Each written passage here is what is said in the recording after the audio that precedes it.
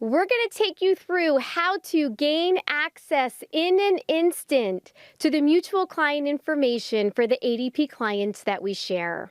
In your dashboard in Accountant Connect, when you click on the tab for your clients individually, you can see some of the most pertinent data and analytics throughout the entire experience for the clients that we share.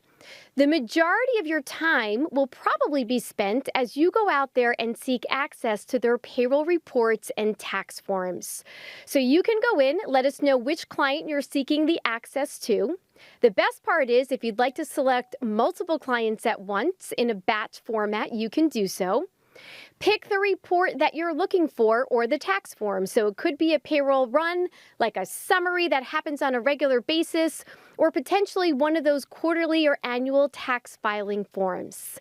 The last thing is, over on the right-hand side, let us know the format.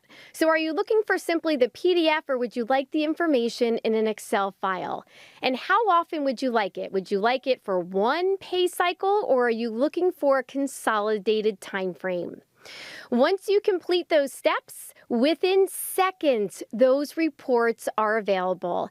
And then you can determine how you want to view the information. So is it view only? Would you like to save the documents or would you like to print them?